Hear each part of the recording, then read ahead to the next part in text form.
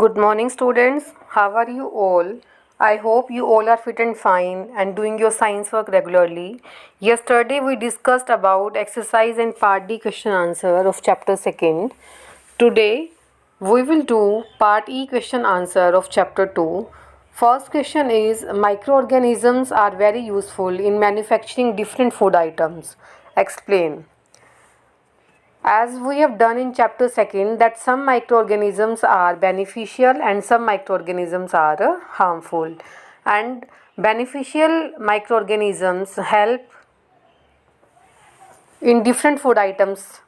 So its answer will be microorganisms are very useful in manufacturing different food items. For example, curd and cheese are formed from milk by lactobacillus bacteria. As you know that lactobacillus bacteria convert milk into curd. So these lactobacillus bacteria are very useful in manufacturing a food item. Second is fungi like yeast help in fermentation process in bakery, that is fermentation of idli, dosa, bread, etc.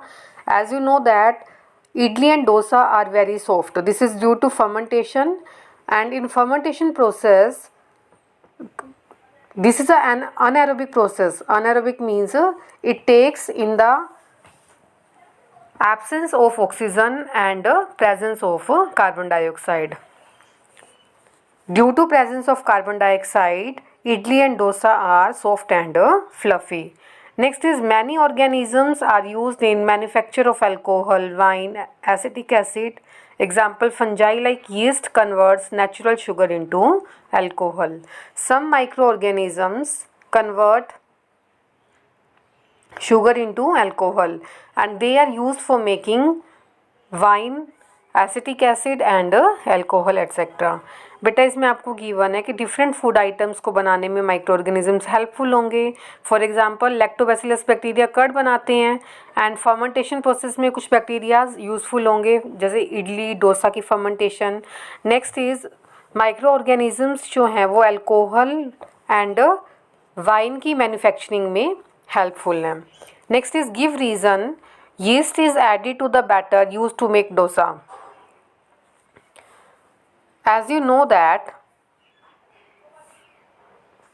yeast is added to the batter so that fermentation can take place. Fermented batter is good for making tasty dosa. Why yeast is added? For fermentation. yeast को add क्यों करते हैं? Fermentation के लिए. Fermentation से क्या होगा? डोसा जो है वो टेस्टी बनता है. It is important to brush one's teeth before going to bed. That means we have to brush twice in a day.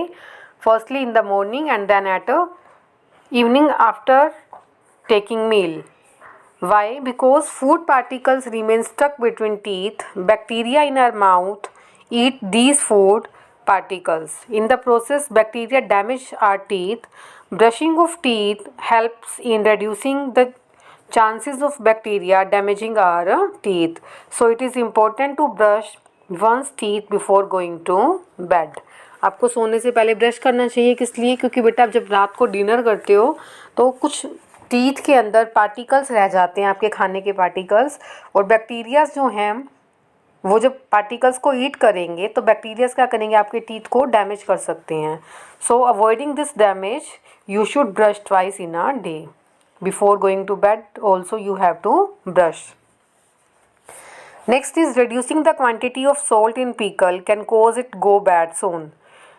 As you know that for making pickle salt is added. Why? Because salt remove water content from the pickle. This help in preservation of pickle over a longer duration. Less salt would mean some water would remain left in the pickle and result in pickle getting bad sooner. बेटा आप क्या करते हो? Pickle में salt add करते हो ना. Salt क्या करता है? वाटर कंटेंट को रिमूव करेगा एंड माइक्रो ऑर्गेनिजम्स की जो ग्रोथ है वो ज़्यादा वाटर में होती है. अगर वाटर कंटेंट ही रिमूव हो जाएगा तो माइक्रो ऑर्गेनिजम्स की ग्रोथ नहीं हो पाएगी, और माइक्रो ऑर्गेनिजम्स की ग्रोथ नहीं होगी तो जो आपका पिकल है वो काफ़ी लंबे टाइम तक सेफ रहेगा, प्रिजर्व रहेगा.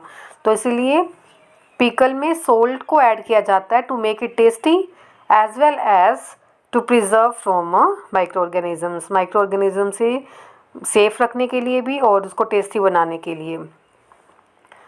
सॉल्ट को ऐड करेंगे तो वाटर कंटेंट रिमूव हो जाएगा। नेक्स्ट है फूड फ्रॉम पफ्ड और enlarged cans should not be consumed. बेटा अगर आप मार्केट से कुछ फूड मटेरियल लेने के लिए जाते हो लाइक कैन्स, और अगर आपको वो कैन का साइज़ नॉर्मल साइज़ से कुछ बड़ा दिखाई दे रहा है, पफ मीन्स कुछ फूला हुआ दिख रहा है आपको, तो आपको वो कंज्यूम नहीं करना चाहिए, आपको लेना नहीं चाहिए वो मार्केट से। Why? Because puffed or enlarged cans means that air has leaked inside the can. Presence of air inside the can may help microbes to grow, which spoil the food items. Hence, these food items should not be consumed. Puffed means क्या होगा बेटा? That means air उसमें enter करेगी, और air जब enter कर जाएगी तो इसका मतलब माइक्रो ऑर्गेनिजम्स की ग्रोथ होगी। As you know that in air oxygen gas is present, and for the growth of microorganisms to survive, for growth or you can say for survival of microorganism oxygen gas is necessary। और जब किसी food में air pass करेगी that means oxygen जाती है उसके अंदर, और ऑक्सीजन से माइक्रोब्स ग्रो करेंगे, एंड वो microbes that means micro organisms food item को स्पॉइल कर देते हैं। तो इसीलिए हमें जो पफ्ड या फिर इनलार्ज्ड कैंस है उनको कंज्यूम नहीं करना चाहिए। Next is when using frozen food items one should take out only the required quantities. Thawed food should never be frozen. बेटा आप क्या करते हो, समटाइम आप फूड को फ्रीज करते हो, मतलब फ्रीज़र में रखते हो, एंड उसके बाद कह रहे हैं कि thawed food should never be frozen. Thawed means जो फूड गल जाता है उस फूड को कभी भी हमें फ्रीज नहीं करना चाहिए, मतलब रेफ्रिजरेटर में फ्रीज में नहीं रखना चाहिए। As microorganisms do not multiply below 0 degree Celsius once the food is thawed. Its temperature becomes same as room temperature. This gives the microbes a chance to multiply, which can spoil the food. Hence, while using frozen food items, one should take out only the required quantity. That's why thawed food should not be consumed. First of all, you have to take food which you required. जितना आपको चाहिए उतना ही आप food निकालो बेटा। But अगर आपने ज़्यादा क्वांटिटी फूड की ले ली और तो उसमें क्या होगा बेटा, जो माइक्रो ऑर्गेनिजम्स हैं रूम टेम्परेचर पर माइक्रो ऑर्गेनिजम्स ग्रो करना स्टार्ट कर देते हैं, और अगर फूड थो जाता है, थॉड मीन्स अगर गल जाता है फूड, तो उसको हमें दोबारा से रीयूज़ नहीं करना चाहिए क्योंकि उसमें माइक्रो ऑर्गेनिजम्स एंटर कर जाते हैं, और माइक्रो ऑर्गेनिजम्स जो हैं वो फूड को स्पॉइल कर देंगे। So while using frozen food item we should take out only the required quantity. जितना आपको चाहिए आप उतना ही फूड लो, एंड थॉड फूड को कभी भी हमें रीयूज़ नहीं करना चाहिए। Next is how do communicable disease spread, suggest way to prevent the following diseases. As you know that communicable disease are the disease that spread from a unhealthy person to healthy person, like from air or food and water. And next is given how to prevent following diseases.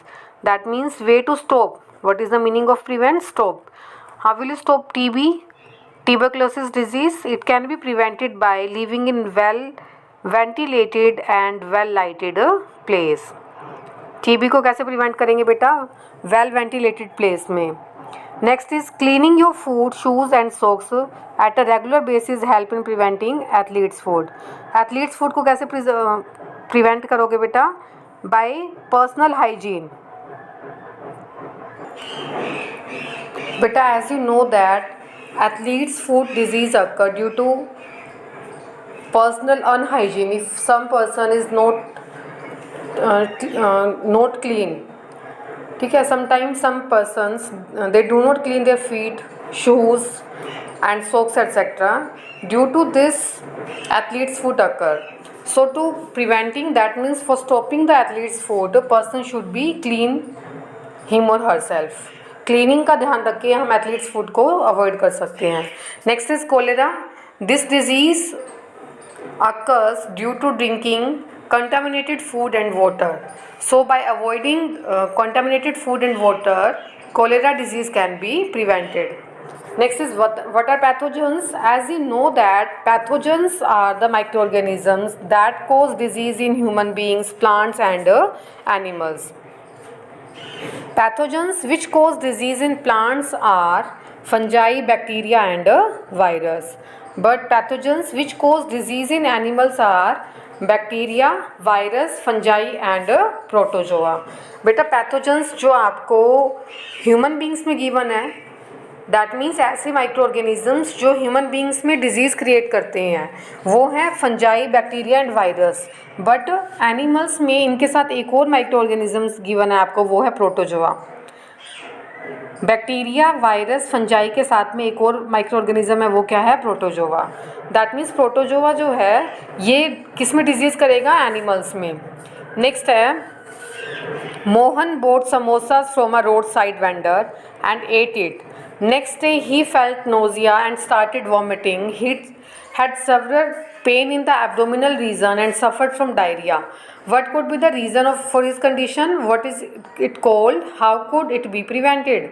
As you know that roadside vendor, that means जो आप बाहर से कुछ खाते हो, they are not hygienic. They are unhygiene. So due to eating this unhygiene food, vomiting start to Mohan. The reason for this is that food which was contaminated with bacteria or other microbes, it is called food poisoning. उसको जो vomiting वगैरह या diarrhoea हुआ किसकी वजह से हुआ? Due to food poisoning. Food poisoning की वजह से होगा. एंड फूड जो है वो अनहाइजीन था, दैट मीन्स उसमें बैक्टीरियाज प्रेजेंट थे जिसकी वजह से फूड पॉइजनिंग हुई. And to prevent it the food must be properly prepared and stored in hygienic condition. मतलब फूड को आपने हाइजीन कंडीशन में रखना है जहाँ पे सफाई हो एंड फ्लाइज या फिर माइक्रो ऑर्गेनिजम्स जो हैं वो उसमें एंटर ना करें. And you have to remember one thing, you have to check the place where food is prepared, it is clean और नॉट. और अगर जहाँ पर जिस प्लेस पे फूड बन रहा है वो क्लीन नहीं है तो उस प्लेस पर माइक्रो ऑर्गेनिजम्स होंगे and this food is not safe for you. Next is which disease the following children are most likely to suffer from? First is Ramu drinks water from a nearby lake. This water is neither boiled nor disinfected. As you know that by drinking unclean water, disease like cholera, diarrhea, amoebic dysentery like occur. It is clear to you beta? क्या given आपको question में? रामू जो है वो lake से पानी P रहा है, वो बॉयल भी नहीं है, डिसइंफेक्टेड भी नहीं है. और अनक्लीन वाटर पीने से कौन सी डिजीज़ होती है? Like cholera, diarrhoea and amoebic dysentery. Next is Ashu does not take a bath every day. He maintains poor personal hygiene. If a person is not taking bath or due to poor personal hygiene, you know that ringworms and athlete's foot disease occur. Next is Pulkit has been beaten by an infected street dog, and you know that by biting the street dog rabies disease occur. Dog के bite करने से कौन सी disease होती है बेटा? rabies. Next is Sohan is living in area where population is very high. He does not use mosquito net while sleeping or insect repellent cream while playing in the open. And you know that due to mosquito, malaria and dengue disease occur. वो person जो है कहाँ पे रह रहा है? ऐसे area में जहाँ पर पॉपुलेशन ज़्यादा है, मॉस्किटोज़ हैं, वो मॉस्किटो नेट का भी यूज़ नहीं कर रहा. तो मॉस्किटो से कौन सी डिजीज़ होती है बेटा? Malaria and dengue. Next is Mohan was with a group of friends who had been coughing and sneezing. As they were suffering from common cold, one of his friends didn't keep a hanky in front of his mouth while coughing and sneezing. अगर एक person को बेटा sneezing है, coughing है and he is not using hanky, then common cold and influenza will takes place to a healthy person because water droplets will passes in air and these water droplets will enter in healthy person. So you know that this is a communicable disease, common cold and influenza. बेटा अगर आपके किसी friend को cold है और अगर वो person hanky use नहीं कर रहा है स्नीजिंग के टाइम पर, तो आपको कॉमन कोल्ड या फिर इन्फ्लुएंजा जैसे डिजीज़ हो सकती है, मतलब आपको भी कोल्ड हो सकता है. So you have to take care yourself. If a person is not healthy then stay away from that person. It is clear to you? So I hope that chapter 2 part E question answer is clear to you. So today your work is beta, you have to write and learn part E question answer of chapter 2. Okay beta, have a nice day.